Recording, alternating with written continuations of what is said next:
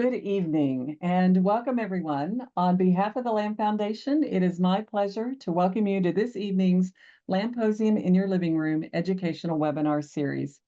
My name is Cindy Beasley. I am the Director of Education and Advocacy for the Foundation, and I will be your moderator this evening. Now, before we begin, I'd like to take a moment to thank our generous sponsor, the National Disease Research Interchange, or NDRI.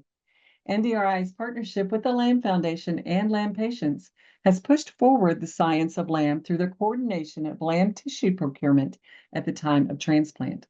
We appreciate their ongoing support in our research efforts and our educational programs. So, a few quick technical items. Microphones will be muted and the chat box disabled throughout the presentation. At the conclusion of the presentation, we will open the chat box for Q&A.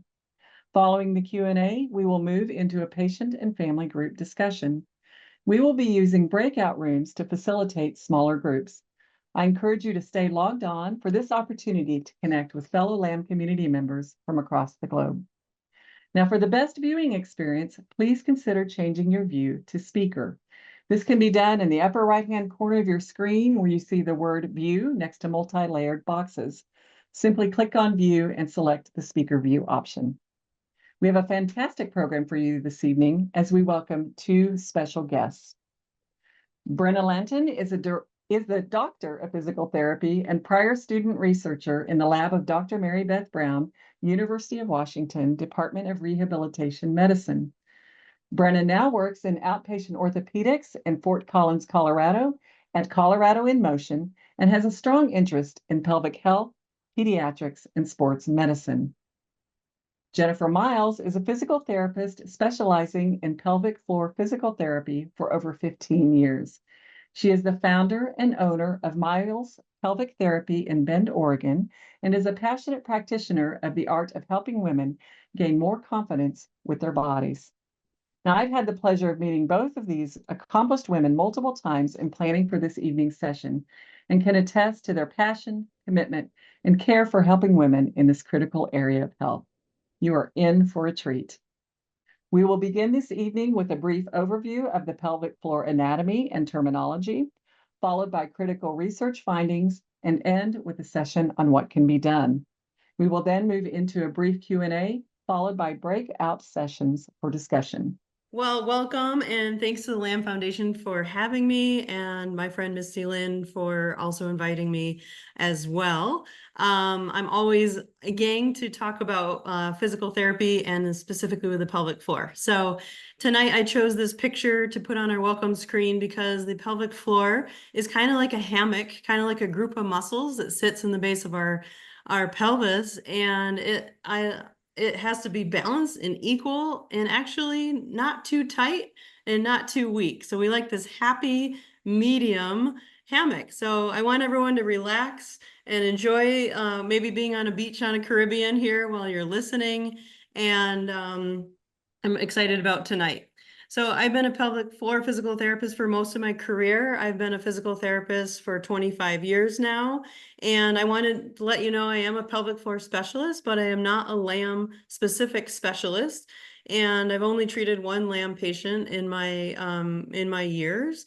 So I am taking the best of my knowledge from other pulmonary diseases and just all the patients I've seen over all those years to collaborate the information tonight.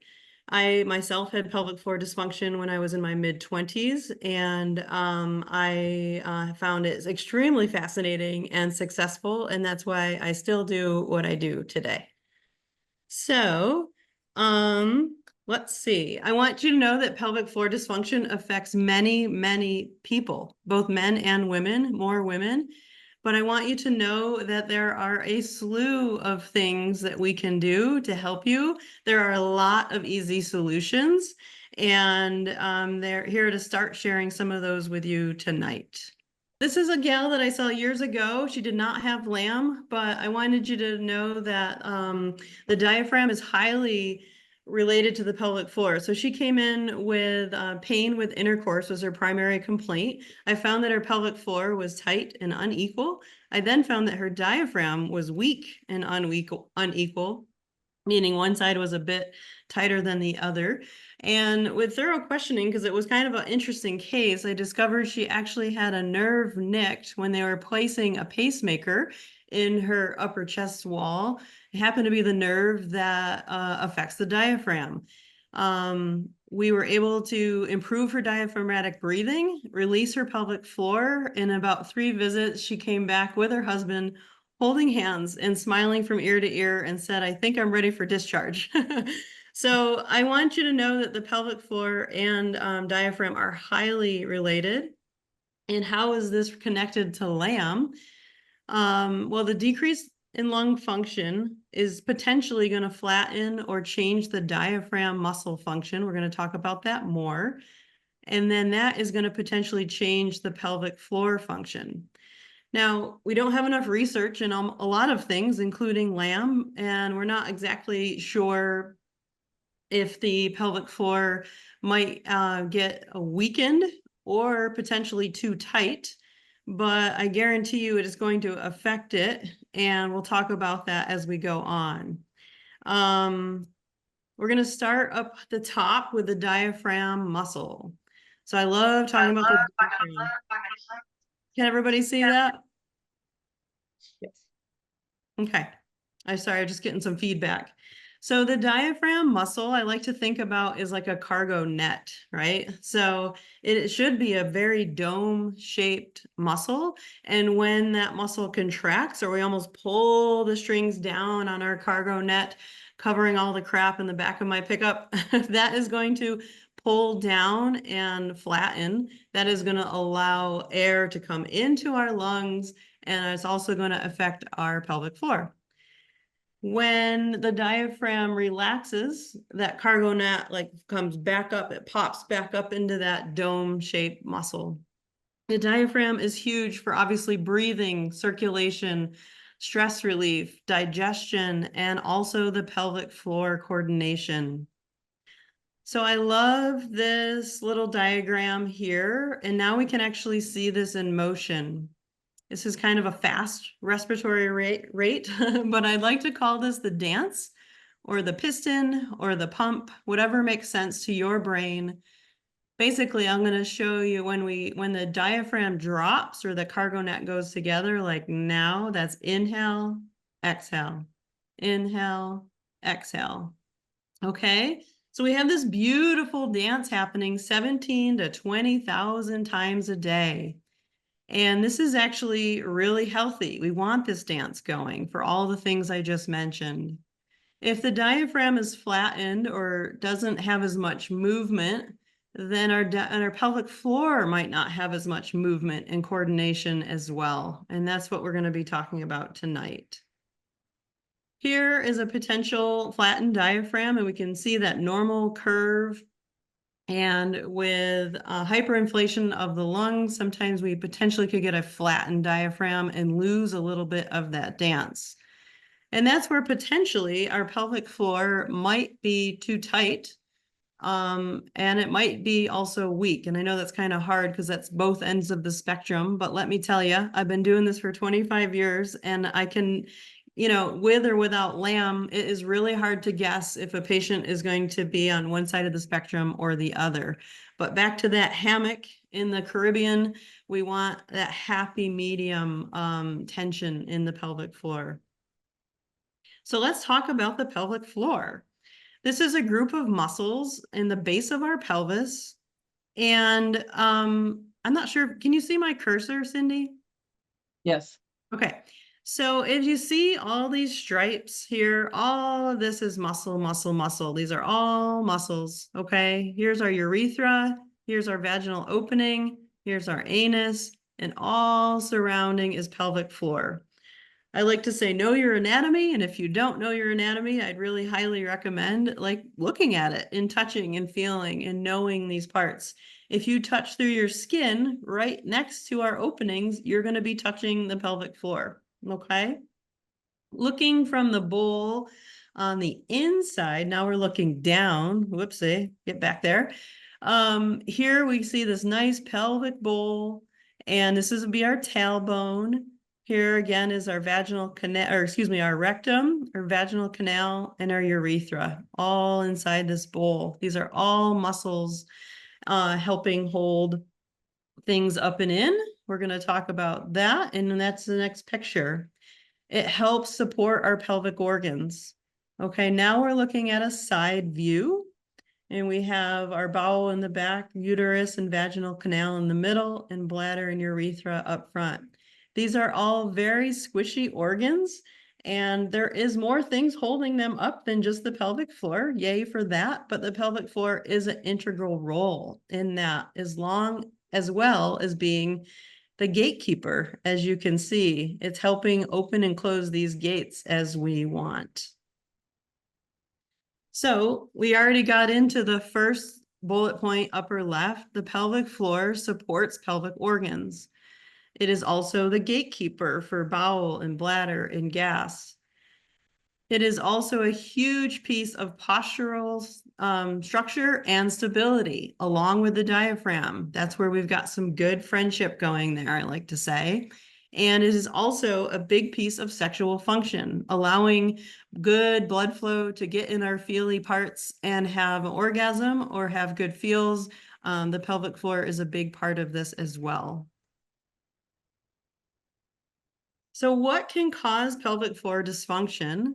Well, some of them are easier to see, and this gal falling on her bottom on the ice or popping down some stairs on your butt and hurting your tailbone is an easy way to think like, yeah, that might hurt my pelvic floor as well.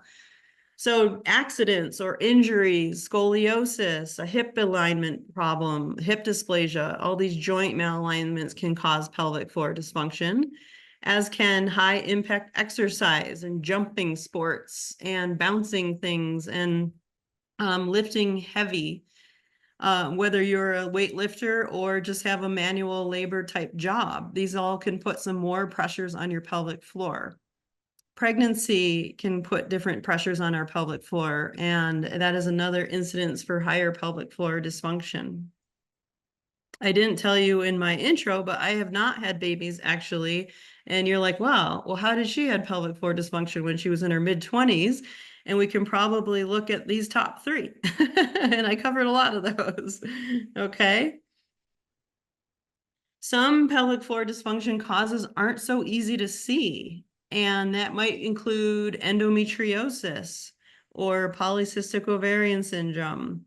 That might include COPD or LAM or asthma or some difficulty with breathing.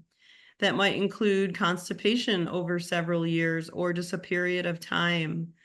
The pelvic floor is a very nervy area, and stress levels can just how some people like lift their shoulders and tighten their jaw. I like to say our pelvic floor is typically on that train and lifted and clenched and tight, and that can cause issues. History of abuse and hormone changes postpartum and peri and postmenopause can also contribute to pelvic floor dysfunction. So it's typically not one of these things. And that's why pelvic floor dysfunction is so high. Like it's over 50% of women are going to have some sort of pelvic floor dysfunction. So I want you to know you're not alone. And it's typically a combination of some of these things on that list. A couple of things might have rung true for you. But yet again, I want you to know there are so many positive strategies, and this is something that we can control and change, okay, and make some nice gains with. So pelvic floor dysfunction is common, but not normal. I'm really trying to change that attitude of, well, I'm old, oh, I had babies, my mom had leakage, so I'm going to have leakage. I want you to pass the word on that no, we don't have to stand for that. That is not normal. It's just common, and there's so many things we can do. So I think bladder leakage is the number one thing that people think about with pelvic floor physical therapy, but it's so much more than that. We manage bowels, gas. Difficulty urinating could be issues with starting your stream, finishing your stream, stop and go stream, I like to say. High urgency could be like, I gotta go, gotta go, gotta go. You know where every bathroom is in town. That is pelvic floor dysfunction. Difficulty passing bowels, constipation. that can be a tight pelvic floor or a non-coordinated pelvic floor. Pain in the pelvis or above or below can highly be likely coming from the pelvic floor not doing its job or being too tight. Pelvic organ prolapse is when those organs that we showed you on that one slide are all nestled real tight together. In pelvic organ prolapse is when these organs kind of slide or shift to the middle. And that could be bowel or bladder, urethra, or uterus. Sexual dysfunction is difficulty with orgasm, pain with intercourse, no orgasm, or painful orgasm even could be possibilities. But I would say pain with intercourse, unfortunately, is way higher likely than we think. We're guessing like in the 40-ish percentile range of women are having some sort of difficulty or discomfort or pain with orgasm, or excuse me, intercourse. All right. So we're going to hold there, and sorry to leave you on a bad note, but again, know that we're getting to the good stuff. And I'm going to now pass it over to you, Brenna, so you can tell us all about your awesome study. Well, hi, everyone. I'm so delighted to be here. And thank you so much, Cindy, for having us. Thank you, Jennifer, for collaborating on this presentation. It's great because I'm actually a new grad. I just graduated from the University of Washington in June and do not have developed expertise in the pelvic floor yet. So it was great to collaborate with Jennifer, who is an expert in this area, and kind of merge her clinical expertise with some of the research that Dr. Beth Brown and I have been doing. So I'm very excited to share some of our findings with you today and just give you kind of a bigger picture of what we've been working on with the great surveys that you presented or that you submitted. So yeah, just to give you a little bit of background. So I've been working with Dr. Beth Brown, who is very deeply involved in LAM research. She's a physical therapist and also a researcher. And so her lab has been looking at a lot of different facets of exercise dosing, and pathology in LAM. How I ended up kind of working with Beth and looking into the pelvic floor was that as a student, I have an interest in pelvic floor, and that's the area that I want to pursue as a professional. And so I came to Beth and we were talking, and she's like a superhero of research at University of Washington. So she was very supportive of me trying to do pelvic health research. And I started by doing just a literary review, which is where you just kind of look through a bunch of the current research. And I was looking at chronic lung disease and pelvic health dysfunction. And I was surprised to see that there's actually like a very strong correlation. And most of the research focused on COPD. And I came to Beth and brought her this research, and I was like, do you think that this could be an issue for women with LAM? And she said, I have no idea. That seems like a good research question. So that's just kind of the origin story for this study, especially because so I had the privilege of going to the 2022 LAMposium, and a lot of people were kind of surprised. They're like, I don't know why you're asking about my pelvic floor when lung issues are usually the topic. So I hope something that you'll take away from the presentation that I'm about to give and Jennifer's information is that, you know, the lungs and the pelvic floor and the diaphragm really all work in synchrony, and there's a lot of connection and some really interesting questions that we can ask in relationship. So just also as another caveat, so the research that we're presenting today has not been published yet. We have a manuscript and we are working on it, hopefully have it published in the next year. But in case you've tried to do a Google search or tried to find an article related to this research, it's not out there yet. So stay tuned. We will definitely make sure to post any publications on the LAM website and make that available to everyone when it is available. Start with a little bit of background. Jennifer's intro was really helpful. I think, yeah, understanding the anatomy and understanding that strong relationship between the pelvic floor and the diaphragm and lung expansion is really important. So she did a great job of kind of orienting us to the pelvic floor. So just as a background for urinary incontinence, which is what I've been looking at, and looking at specifically the prevalence of stress urinary incontinence in women with LAM. So urinary incontinence is this big umbrella term that essentially essentially just means any kind of accidental or unintentional loss of urine. So there's a bunch of different types of incontinence, and specifically the type that I was looking at is stress incontinence, which is really kind of any stress to the pelvic floor. So that could come from laughing, coughing, sneezing, jumping, all the ing words, and that causing accidental loss of urine. So urinary incontinence is extremely common. A recent study that looked at about 15,000 women found that about more than half, like about 53% of women reported urinary incontinence. So it's really, really prevalent. And then within the kind of umbrella of incontinence, stress incontinence is the most prevalent, and it's in that same study was found to be about 23% of women. So very, very common. Some risk factors for incontinence includes increased age, BMI greater than 30, having had children, and then also chronic lung disease. And so the chronic lung disease part is what we'll be focusing on today. Great. Okay, great. Okay, so just a little bit of background on why is chronic lung disease considered a risk factor for stress UI? And the reason for that is that kind of what Jennifer started to go into with that relationship between the diaphragm and the pelvic floor. Essentially, when you have long-term stress on the pelvic floor, which can come often from coughing, which is associated with chronic lung disease, that long-term stress and exertion on the pelvic floor causes muscle weakening, and then that can cause pelvic floor dysfunction. So prior research by Dr. Brown's lab has found that there is skeletal muscle weakness in women with LAM that is responsive to exercise. So we know kind of generally that there's some skeletal muscle weakness in this population. And so skeletal muscle just means a certain type of muscle. And so that can be your quadriceps muscle, and it can also be your pelvic floor. That's also considered skeletal muscle. So that's just some background there. So research so far has really focused, like I said, on chronic obstructive pulmonary disorder, so COPD. And it's looked a lot at COPD because cough is such a common symptom. When I did the literature review, I did not find any studies at all regarding any kind of pelvic dysfunction in women with LAM. So this is really novel research. It's, as far as I know, kind of the first of its kind. And so hopefully there will be much more research that comes from this.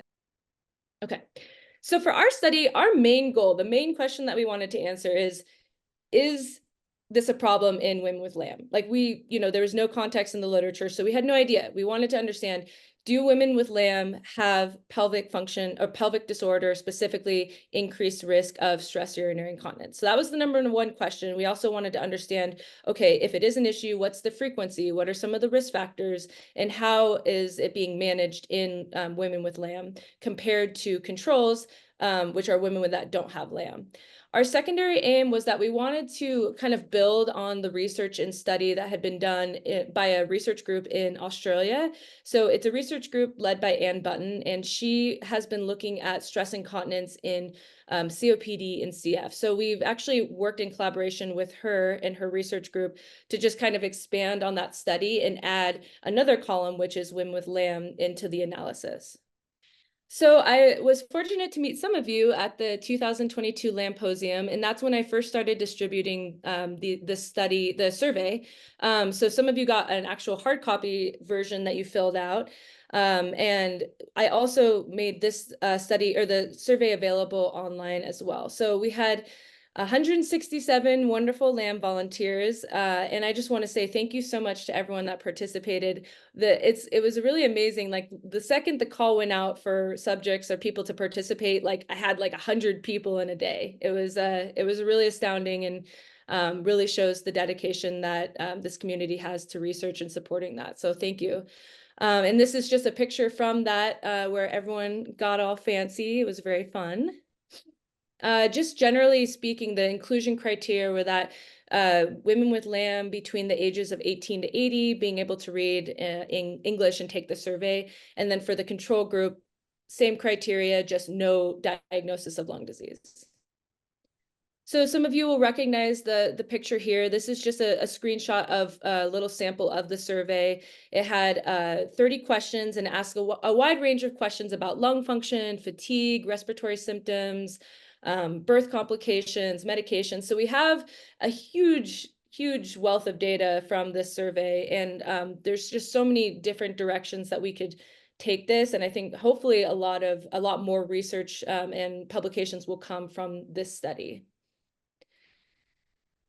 So just going back, our survey that we use was modeled on the research group in Australia, and specifically this study that looked at the prevalence, impact, and specialized treatment of urinary incontinence in women with chronic lung disease.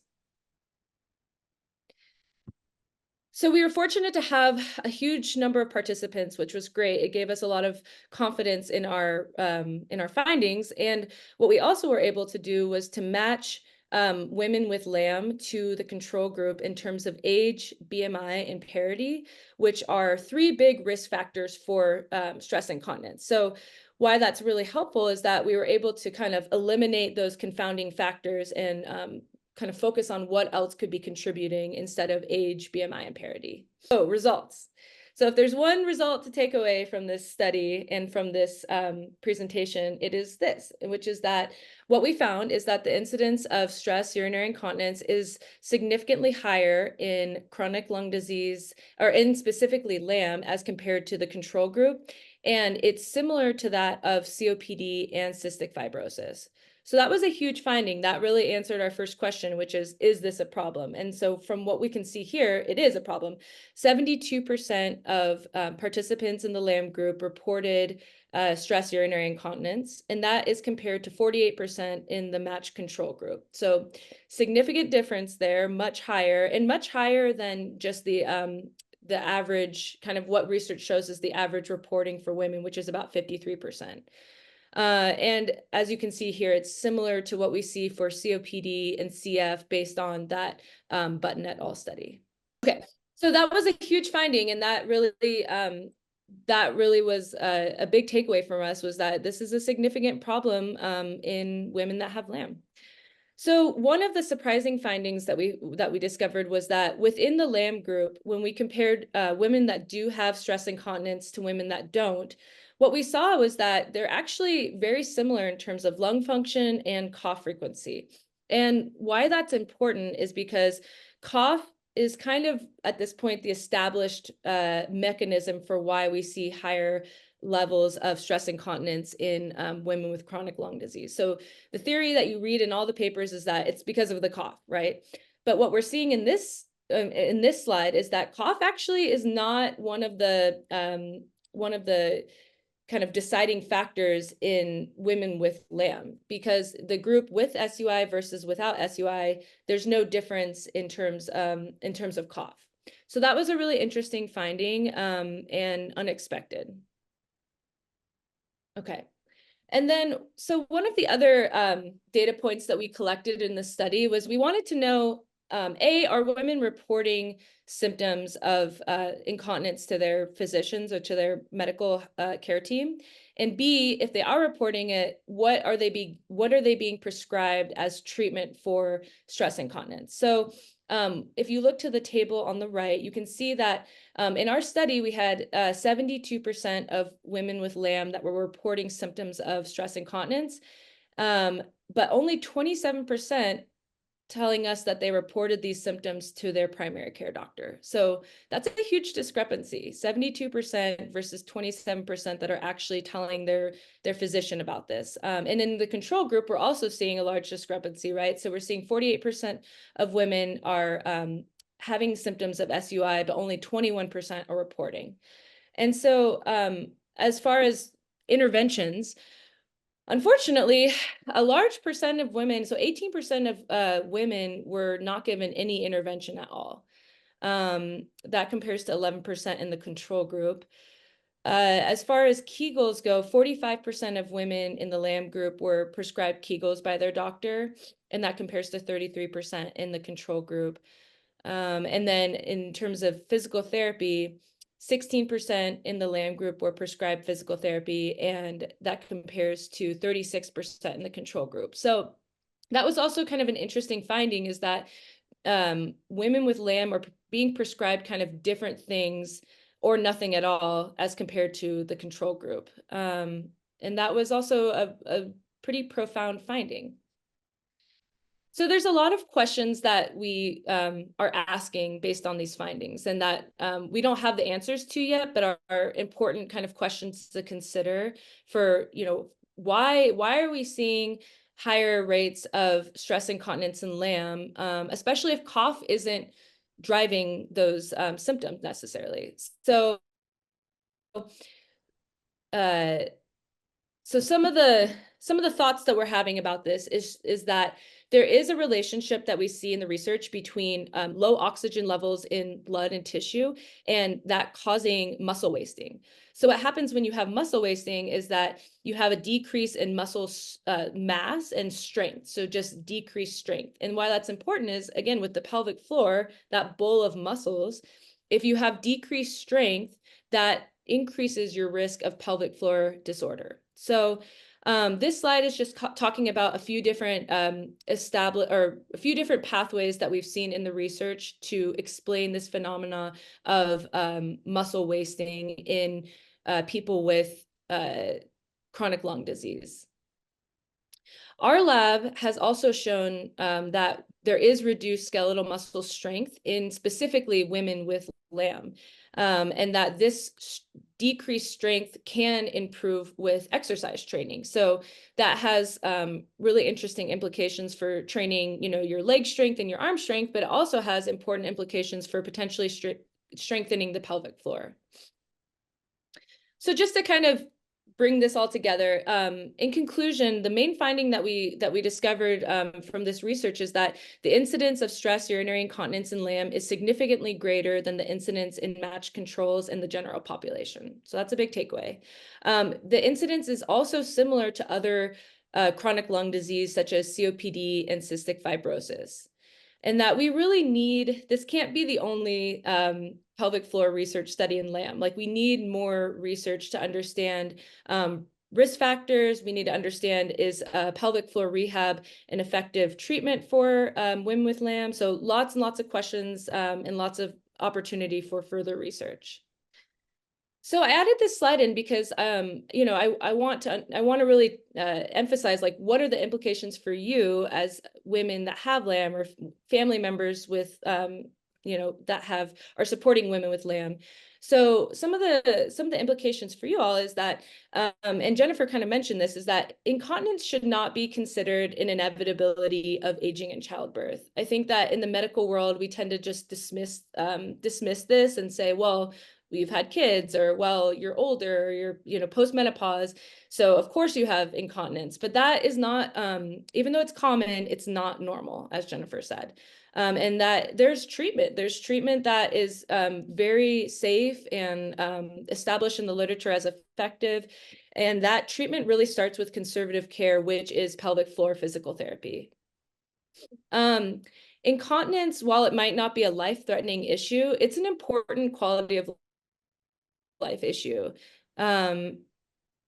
Research has shown over and over again that there's very profound impacts to quality of life that incontinence can have, resulting in depression, social isolation, and people just not thriving. So if this is an issue that we can tackle in a safe and effective way, we should be taking it seriously as a medical community.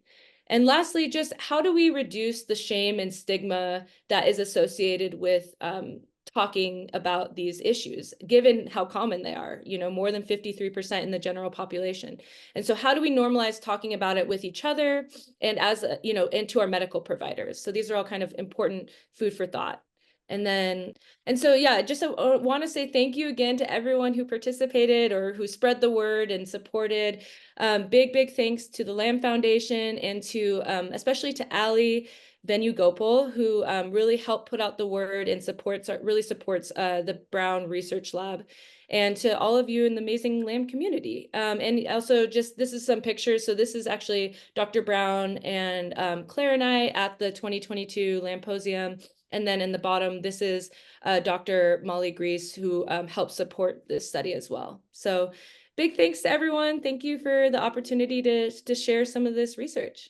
Okay, thank you, Brenna. And just on that note, some things that continually come to my mind is the low numbers with talking about it. We see that over and over with other studies, with athletes, with patients. So, we can't wait for the doctor to ask us, or we can't wait to talk to a friend. Like, if you're comfortable, I can't stop, over and over encouraging people. I want you to know that doctors typically aren't taught much about the pelvic floor. They're actually not taught much about LAM, probably. That. They're not taught much about peri and postmenopause. And so starting the conversation is actually not only going to help you, but it might help 100 of other women after you. So think of it like that. I have a patient currently in Bend who's doing great and loving pelvic floor PT. She told a friend about it in Texas who is having a baby. She went to her gynecologist, asked for an order to pelvic floor PT. And the doctor literally said, wow, I've never written for that before. This is a pregnant woman in today's age and not a very small town in Texas. So just know that we do need to advocate for ourselves, and I can't stop encouraging that. So what can you do now besides advocating for yourself, speaking up, sharing stories, talking with the women you love, all those things, whether they have LAM or not? I organized a couple other things that I'd love to share with you, and I wrote safe for most. Obviously, if I'm offering a groin stretch that hurts your back or hurts your hip, then don't do the groin stretch. So this is just safe for most. If I'm encouraging water, but you're not supposed to be drinking water, then please don't listen to me. I'm just giving some general tips that I'm hoping can help and touch a handful of you tonight. So we're going to go through this piece of pie one by one. And of course, we're going to start with diaphragm breathing. So diaphragm breathing, obviously Brenna and I have both really encouraged. This relationship is so strong. And I'm sure that breathing practice is part of your practice. I know pulmonary rehab is, common, and also know that there are some other groups that are different PTs are doing like soul breathing practices as well. So, search out your area and know what you have available. But a lot of this can be done at home, but I'm not going to lie, it is complicated. Breathing is complicated. So a little help doesn't hurt. I like to call it umbrella breathing, and maybe you've heard that term before. I'm going to give out my little purple ball here if everyone can see me. This is just a ball that I'm using to represent the diaphragm, would be like the center of this disc. The pelvic floor would be the bottom, okay? So when we inhale, we open all the way around our corset, I like to say, and our pelvic floor is going to lengthen and relax. And when we exhale, things are going to rebound back up and in, both from the bottom and the diaphragm dome. So we have an inhale, exhale. So that's why I like to say diaphragm is umbrella breathing, not just belly breathing, because we really need that whole rib cage expanding. The diaphragm is a giant muscle. It should be moving first, and it should be moving most in our breathing strategy, whether we are sitting on the couch, going for a walk, or jumping rope. That should be our strategy. Slow and steady movement is, just like I showed you with that purple ball, is what we're looking for. Again, whether we are working out, obviously our respiratory rate will go up a little bit, but we're looking to stretch out and slow that up as much as possible. And our nose is ideal for breathing whenever possible. It warms and cleans air, but also connects with our diaphragm muscle much better. So diaphragm breathing is complicated. Like I said, we breathe 17 to 20,000 times a day. And if you do have a breathing strategy that isn't the best, it's not going to like, oh, I know how to do this now. It's going to take time, and our body's going to forget and relearn and hold our breath and go back to our upper chest. And just know that collectively we want, we're trying to encourage our diaphragm to be more part of this puzzle. The progression, I like to start really easy, laying down or laying on your side. Child's pose is a great way to feel the back of our umbrella and the back of our rib cage It's also a great way to feel that dance between our diaphragm and our pelvic floor. So I'd highly recommend that. You could even put your hand like down on your bottom and feel your pelvic floor expand and contract with inhale and exhale. Sitting is, now we're going to introduce gravity. Standing, a little bit more load, a little bit more pressure, and more things to manage, and then slowly adding easy activity. Okay.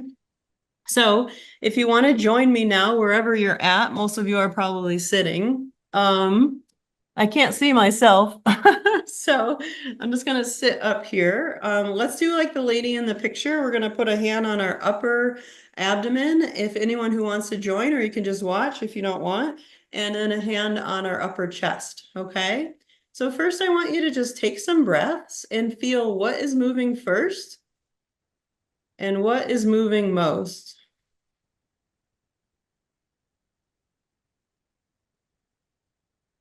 If it is here moving first and most, then yay, this is an easy position. Then I would try to, go up the line of the progression a little bit more. If this is hard, I would go down to laying down or side lying and feel if that is a better strategy to get started with. Putting a therapeutic around your lower rib cage is a great idea, and just giving it a little twist and feeling it open, that therapeutic or TheraBand. This a light TheraBand would work great. Or laying down on your back and putting a book on your belly or something like a little bit heavier on your belly just to feel the front wall move is a great idea as well. I'm going to now move my hands to the lateral umbrella. There's inhale, exhale. I like to think of this as bird wings, like flapping and flying, right? So we're feeling that inhale, exhale. And I'm going to leave you to check your back wall on your own for time. But I would start with just the front, just the side, just the back. Is everything moving a little bit? Great. This isn't a huge movement. It's just small. And then try to put it all together and then slowly, slowly add. I have let's see if this works. This is a video from a local breathing specialist who is in Bend, Oregon. He's a PT who only does breathing. Let me just see if this works before I explain it. Look, I think it's going to work. So this is Andy, and he allowed me to share this with you from Academy West. And first, he's going to show functional breathing. And by the way, this is like an exercising state, not a resting state. So you're going to see him working a little harder, but we're going to see his diaphragm move first, and then his upper chest move second, first and most. And we're not going to see much in his neck. Then we're going to see some dysfunctional breathing strategies. The second one is where he's using more upper chest. And the third one is where he's moving or using more of his upper trap and neck. So we got a nice green circle here or square. You're going to see that, and it's going to turn to red when we go into a dysfunctional breathing pattern. So we're going to watch this a couple times. So we see that diaphragm move first and most. Now we see the upper chest getting too involved. Now we see the upper traps getting way too involved. I want you to just watch that one more time. And if you looked at the center like I did, maybe look at his picture in the mirror, either the front or the back, and focus on that. So here is functional breathing at an exercise state. Here's dysfunctional upper chest. And now we've got dysfunctional upper trap and neck. Okay. So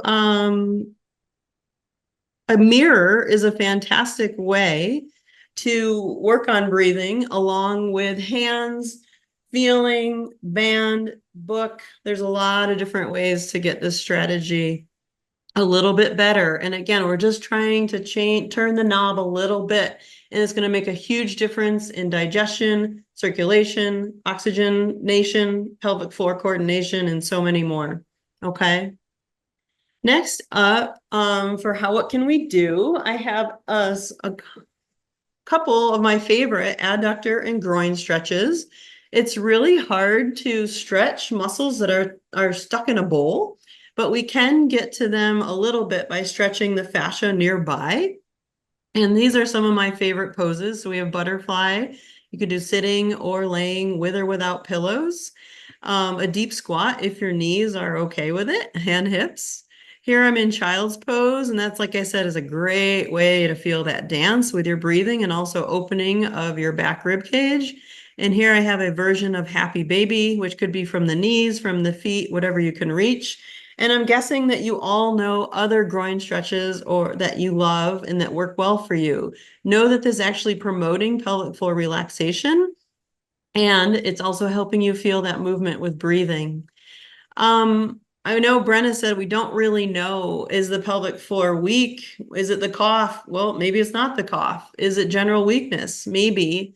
I'm also proposing that it's possible that the pelvic floor is too tight because it doesn't have that nice dance all day. And then if we have a too tight pelvic floor, we actually want to let it lengthen. If you feel like your pelvic floor is tight for whatever reason, these might be a good option for you to throw into your normal stretching series 3 to 5 times a week. If you feel like your pelvic floor is weak, these are not going to hurt you. They're just going to help coordinate and feel a little bit more. So it'd be good for anybody. Okay. Here I have some bladder tips and tricks that I wanted to send you away with something to get started and some thoughts. The first one, I call it squeeze, squeeze to say no, no. And this is a time, something that we can use when we feel like, oh God, I just stood up and am I going to make it? Or am I going to make it to the next rest stop? Or am I going to make it to the bathroom in the back of the store? We actually, instead of running and stressing, that's actually going to make more pressure on our system. We can do a couple other things instead. By actively contracting our pelvic floor or doing a Kegel, if you think you know how to do a Kegel, this will automatically relax your bladder muscle, which is called the detrusor. This is going to calm your system, give you a little bit more time, maybe save a leak, and maybe retrain your bladder to say, like, we can chill out. We're on my time. You're okay. If you can wait 2 hours, you can wait 2 hours and 2 minutes, right? If you're not sure if you know how to do a Kegel, actually curling your toes into your shoe or into the floor is also a way to change our nervous system and tell our bladder to relax. Along with the good old, I'm going to show you on my model. I'm sure you've had a kid that just actually cups their hand under here. And that could be your hand. It could be just kind of sitting on a bench or the edge of a chair. And that should also relax your pelvic, or not your pelvic floor, excuse me, but your bladder muscle and say, no, no, no, don't squeeze now. I'm not there yet. You can start using that today, anybody, whether you have pelvic floor dysfunction or not, if you're feeling like urgent or I might not make it. Hydration. This is a huge myth. I think when we leak, we want to restrict water so that we leak less. And that might be an okay strategy for you. But, oh, am I like writing on the screen? Anyway, you might also be leaking a little bit more because when we're dehydrated, we actually have more acidic urine, and that acidic urine is inside your bladder bowl, like rolling around, and it's irritating to the bladder wall. So know that a lot less water might actually make you leak more. I know that's kind of a hard concept, but what I would do is try a day with a little bit more water and try a day with your normal or less, and just kind of listen and feel and keep track of how many leaks or how much leaking you had that day, and you'll know what works better for you. Consider less bladder irritants. So along with acidic urine or not drinking enough water, we also have coffee and tea and citrus and spicy and alcohol and sugar. And I know all the good things. And I'm not telling you you cannot have these, but it's just to be aware of things that are aggravating to your system. So maybe you're getting on a plane day or going to a wedding day or have a lot of appointments, you might want to knock one of those out, or maybe save your treat till after your run or after your workout. I'd also like you to consider retraining your cough reflex. This is Madge the Vag, and I usually don't bring her out so quickly, but I love Madge, and she is a bendy tube, and she's great for retraining the cough reflex. So if this was our vaginal tube or our urethra, any of those bendy tubes, if we look underneath, When we do a Kegel, I don't know if you can see this, but hopefully somebody can, we're going to actually close the gates and our pelvic floor muscles draw in and contract. When we relax, we go back to neutral. When we cough, our pelvic floor muscles should say, ooh, there's a cough coming. Whoop, I'm going to close the gates. Cough is gone. Relax. So we can retrain this by tightening our pelvic floor before a cough sneeze, whether it's real or fake, just to retrain this muscle. A lot of times with babies, life, accident, injury, time, honestly, we're not sure. We lose our cough reflex that should be automatic, and our cough all of a sudden looks like this. You can see how that might come up with a different result, a result that you don't want. So if you think you know how to do a Kegel, you can practice this a little bit. And if not, just feel what's happening on a cough, sneeze, laugh, what's happening down there. And if you have no idea, I'd highly recommend pelvic floor PT. Okay. So anyway, retraining the cough reflex is very, very effective. Bowel tips. Who knew that constipation causes bladder leakage? Who knew that constipation causes a lot more incidence of bowel leakage as well? So the bladder and bowel, I like to say close neighborhood. We want everybody happy. You would be beneficial to pay attention to your bowel if you're only having bladder problems, okay? Things that we can do here is get up a little bit earlier to wake up your system on an active or travel or an appointment day. Eat something a little bit earlier to get your churning of your gastric system, and that is our gastric colic reflex. Are you eating the whole rainbow, all your healthy foods? I want you to talk to your provider about fiber amounts, but that's common for hard stool or constipated stool, and that is going to affect our whole pelvic floor. Drinking enough water. I think we know, most of us know that, but I think we don't know how much water our GI system needs just to literally work. So not to add water to our poo, but actually drive the system. We need a ton of water as well. And I like to say squatty potty for most. That's that step stool that we might put under our feet when we are on the toilet having a bowel movement. We are trying to avoid straining as much as possible. That does some not so great things for the pelvic floor and or hemorrhoids and or prolapse. And the squatty potty, I would say, works for about 90+% of people to help relax your pelvic floor, open the gates, and also reduce a really strong angle that our poo has to get around in the last couple inches. We are built to squat outside in the bush. That's the way our system is built. And so we're trying to reproduce that with the squatty potty. It is not a gimmick. It actually works. And if you haven't tried it, I would just try it. And if you're like, nah, that does seem like it helps. It makes things faster, smoother. I don't even think about straining. Then I would use it all the time. If you're like, I don't know if I like that feeling. It makes me feel like a little insecure down there, or then don't use it. But I would say the majority do really well with a squatty potty or a step stool or yoga blocks or whatever works for you. To Kegel or not to Kegel? This is the question I get all the time, and it is so hard, okay? And it's because Brenna said we don't know. And I can tell you after doing this for 25 years, I had a high-end marathoner come see me for pain. I was just assuming she'd have a tight pelvic floor, and she actually had a 0 out of 5 strength. So I would have, if I just threw Kegels at her, and she, when she did a Kegel, she pushed out instead of pulled in, and she thought she was pulling in. So if I threw 100 Kegels at her over, just gave her a program, she would have been pushing out. We have back to Madge the Vag. She would have been pushing out every time she did that Kegel. That would have not have helped. Okay. Sometimes people think they're doing something, but they're actually not doing much at all. That's not going to help. And sometimes pelvic floors are very tight. And then if I had tight hamstrings, I probably would not ask you to do 100 more hamstring curls. Having said that, Kegels can be great, but I'd highly recommend a pelvic floor PT consult. Our goal is strong, but not tight.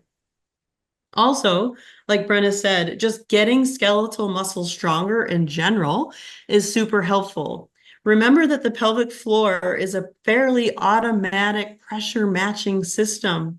So when you jump, your pelvic floor is going to turn on. And when you squat with weight, your pelvic floor is going to turn on. And when you run around the backyard with chasing after the dog or the kiddos, your pelvic floor is also going to turn on. So keeping the team strong in your glutes, your abs, your back is also going to help your pelvic floor. So know that, as long as you're not holding your breath. Okay. Stress reduction. We said that the pelvic floor is super nervy, and I didn't show you a super nervy area, but just know that all through these two big holes here comes a lot of nerves come out of our spine. They have to get down to our lower body, and they drive right past the pelvic floor. And if you are upset or scared or upset about a conversation or something that really big happened, this will affect your pelvic floor. And all of a sudden, this is not going to be working as well for you. So stress reduction is huge, along with the more you can practice that diaphragm breathing, that's going to get us out of fight or flight and into rest and digest. Even if we can do that for 10 breaths here and 1 minute there and 5 minutes there, it is going to help both our pelvic floor in two different ways. So yay for that. Back to diaphragm breathing. I couldn't say enough. Okay. So what the heck happens at pelvic floor physical therapy? Because I'm asking you to potentially think about pelvic floor physical therapy. Well, I can only talk for my clinic, but in general, we do a lot. I treat head to toe, but I often treat from diaphragm to pelvic floor. So I'm looking at breathing strategy in all certain types of positions, lifting weight with activity, without activity, working on healthy habits for bowel, bladder, diet, sleep, you name it. We are making sure that your pelvis has good alignment and that your leg length is fairly close so that your pelvic floor is kind of equal. We're looking at posture and body mechanics. We're looking at joint mobility at the hip, at the spine, at the knee, and even the foot and ankle. I might release scar tissue of a C-section or abdominal or thoracotomy or even a chest tube. I was going to call it a lung tube. That doesn't make a lot of sense. A chest tube scar to make sure that we have the most motion in your thoracic spine that we can get. I might be looking at your pelvic floor working on a screen with either a biofeedback or a real-time ultrasound system. Okay. And what happens with an actual pelvic floor exam, if we do one, is one, we can do pelvic floor biofeedback or ultrasound, or palpate some of these muscles through your clothing to get some clues. And that is a total option. Know that you don't have to have an internal exam if you do pelvic floor therapy. But if you're okay with it and everybody's on board, it is a highly effective tool to give us a little bit of information. And the pelvic floor exam I do literally takes about 5 minutes. It's a lot less, I guess, bothersome or, compared to a speculum or a gynecological or urology exam. Can't talk all of a sudden because I use one glove finger to get some information around this area. And then we go in just a little bit vaginally most of the time, sometimes rectally if needed, to grade strength, coordination, endurance, and get some idea of if your pelvic floor is too tight or weak so that we know which way to drive your care. Okay. So 1,000 things in pelvic floor therapy. And I'd like to say education is a lot of what we're doing is just teaching you strategies for life. Okay. Nothing to be scared of. I was scared of pelvic floor PT when I was 25. I was a PT and I don't even know what it was. But I'm letting you know that you could read my reviews if you don't believe me, but pelvic floor therapy is, we walk you through everything slowly and only do what you want. And I can't tell you how good the results are. Okay, so on that sense, how to find a pelvic floor PT in your area. Hopefully Cindy can tag these into your follow-up email so you don't have to write them down. These are 3 ways to find a pelvic floor PT in your area. And there is pelvic floor PT in a lot of areas now. So know that. That's fantastic. We're definitely growing as a field. And I also like to tell you that at milespelvictherapy.com, I do a virtual 1-hour wellness consult.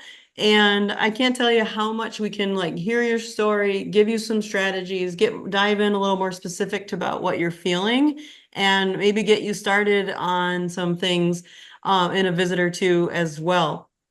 It is an option, but having somebody look at your tissue or feel or watch you a little bit closer is great as well. I just wanted to offer this for those who maybe aren't ready, maybe those who are the therapist in your area is booked out 3 months, because that is common, and or somebody who doesn't have pelvic floor therapy in their area yet. Okay.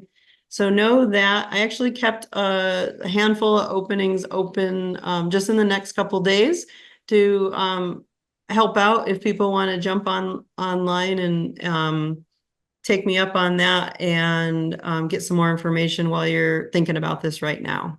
Okay. I guess that is it. So I think we're ready for questions, Cindy. Yes, so thank you. We'll pull Brenna back in here. And I just want to thank you both for really this groundbreaking information for us as a LAM community. As Brenna said, there hasn't been research on this before, and so to have this is empowering to us. So thank you so much. So at this time, we want to go ahead and open up that chat box. Feel free to type in your questions. I'm going to begin with some pre-submitted questions, and then we will cover the chat box as we're able. We're going to do our best to have all the questions answered this evening, and we'll do any follow-up on an individual basis should we run out of time. So one of the first questions we have, and I'm going to address this to Jennifer first, are there any treatments to stop bowel leaks in these pelvic floor systems? So how do I manage those bowel leaks? You've given us some good strategies. Can you just kind of reiterate that for us? Yeah. And any articles where we could find more information on that? Yeah.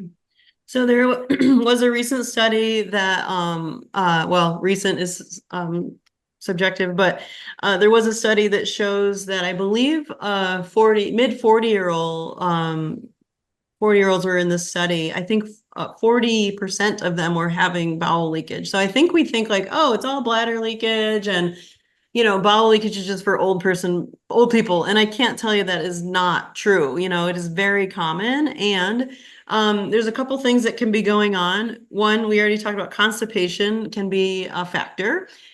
Two, your pelvic floor might not be strong enough to close the gates. Three, there's this thing where we think we're tightening, or we think we're opening, but we're tightening. And we think we're tightening, but we're opening. And we call that dysnergia. And sometimes that can be going on.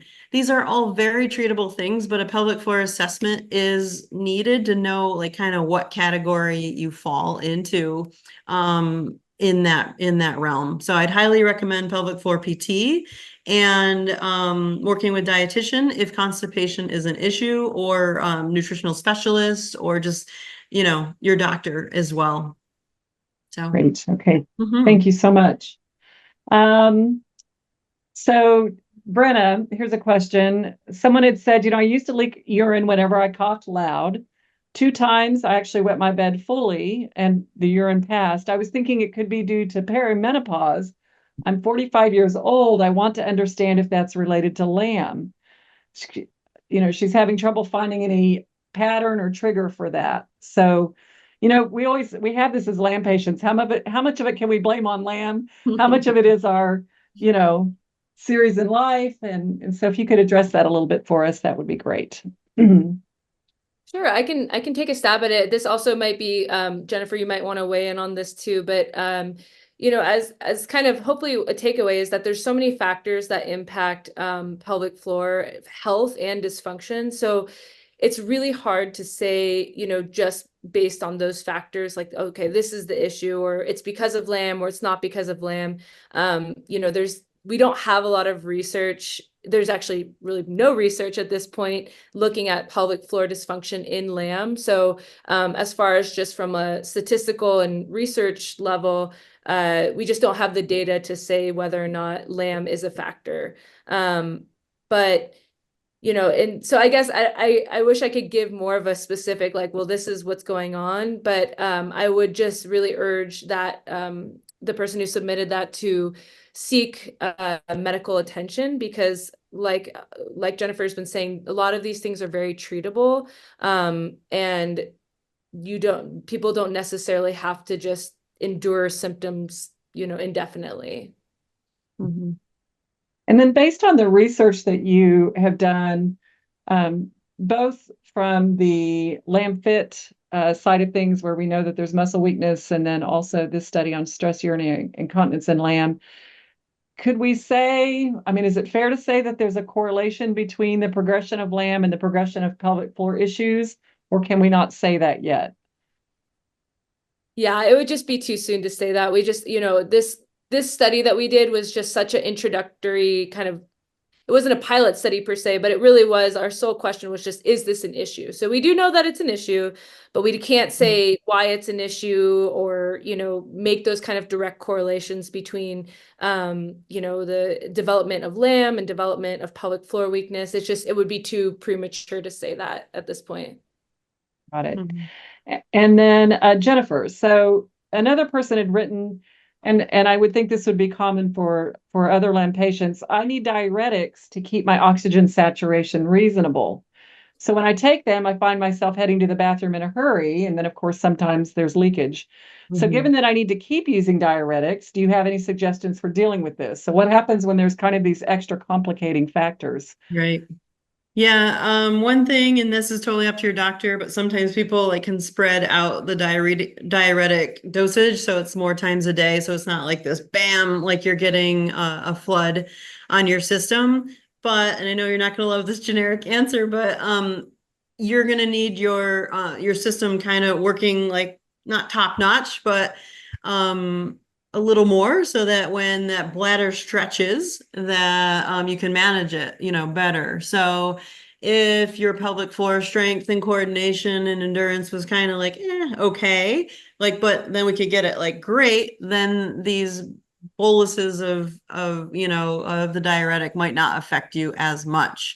And then watching the dietary irritants, the bladder irritants around the time that you take the diuretic.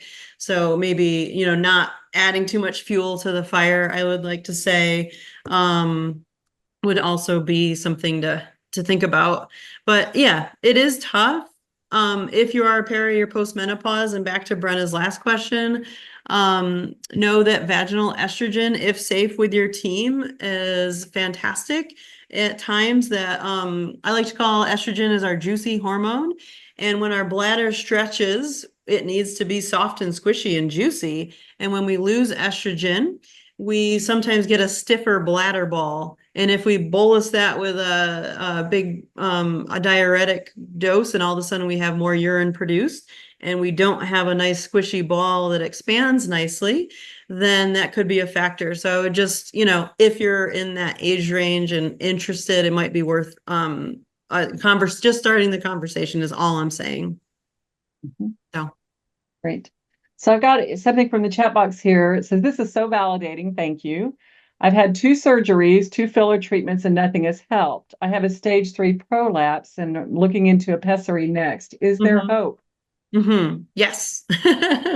Yes, there is hope. I again would try pelvic floor therapy, because there's really no risk of it not, it's a very low risk of anything.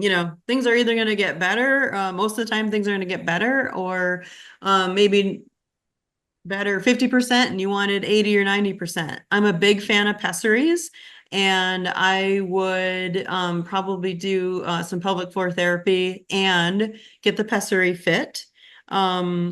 Just like fitting a bra, squishy things are hard to fit.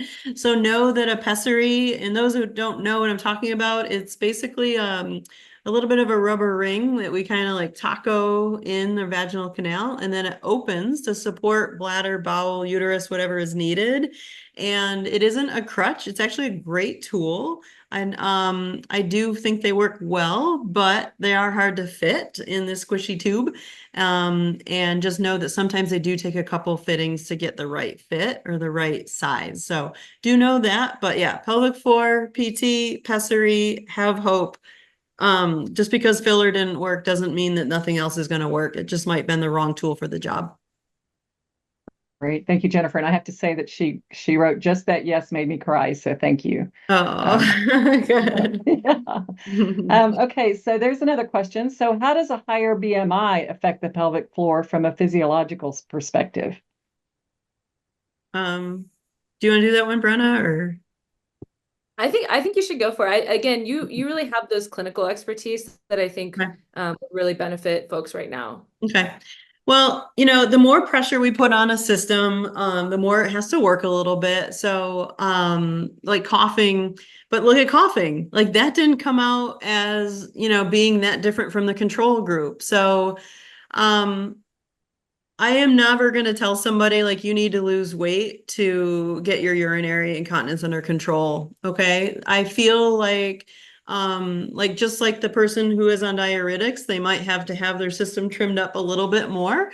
And somebody who has a higher BMI maybe needs a little bit more to hold a little bit more load. But I want to get that out of your head that is causing things. It is probably some other dysfunction or the breathing strategy or your pelvic floor being too tight or too weak or imbalanced. So I don't think that weight loss is the answer, the first answer. I feel like pelvic floor PT and talking with the rest of the team would be the place that I would start, because I see all sizes in this world doing better all the time. So you just know that.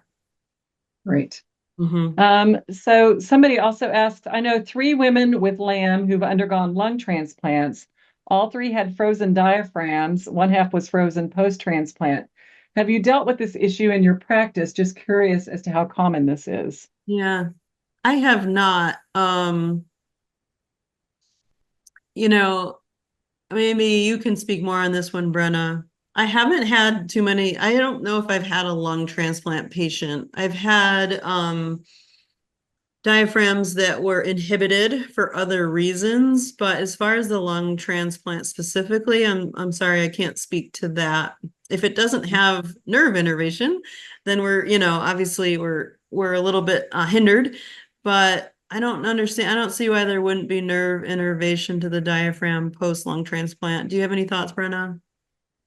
Well, just from a research perspective, so that is one of the things that I kind of, as part of the literature review, was looking into, is what we call ventilatory dynamics. So that's essentially that relationship between the diaphragm and the pelvic floor. And so there is a lot of research showing that relationship is really crucial. So again, not speaking from actually having seen patients personally myself, but understanding that if we need the pelvic, or if we need the diaphragm to be moving, to be contracting and relaxing in that kind of like upward and downward way, to be working in sync with the pelvic floor, that if there is partially frozen diaphragm or impairments to the diaphragm or flattening of the diaphragm, which is what we often see in chronic lung disease, that would affect the function of the pelvic floor potentially.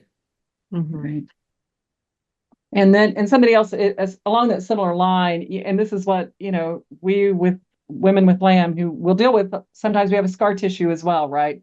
If they've messed with our lungs, this person had a part of their rib was removed when they, had an AML removed. So there's some unique diaphragmatic issues for us. So but what I'm hearing from you all this evening is this is really a whole picture. It's not just one piece, right?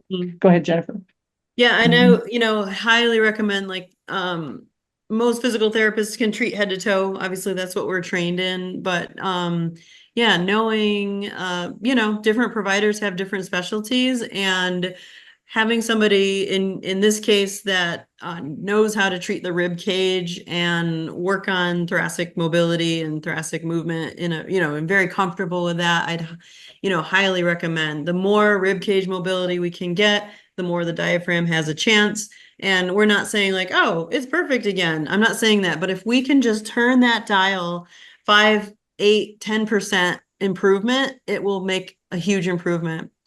Also know that if your pelvic floor, just finding out, am I weak or tight is a potential. If we're in the middle, we're usually doing okay. If we are tight, there are pelvic floor release tools that somebody with like more of a frozen diaphragm might need to almost like self-release some of these muscles once a month or twice a month, just to get some movement in this muscle that isn't getting the dance.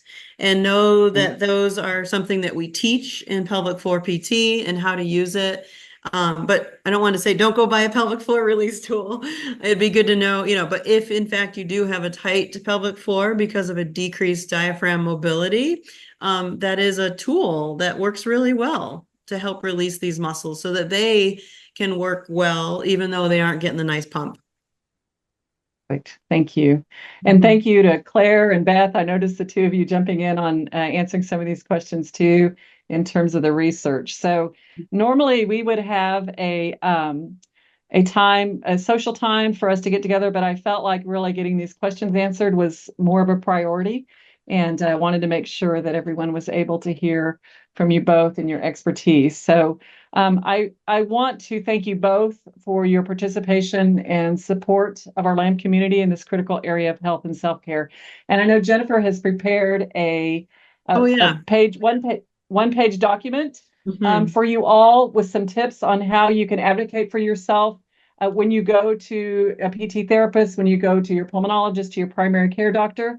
So we will be sending that out to you along with a notice when this video is available. So you all will have that for your use. I plan on having a conversation with my primary care doctor and my pulmonologist and hope that others will join me in educating their physicians and seeking out appropriate pelvic floor therapy.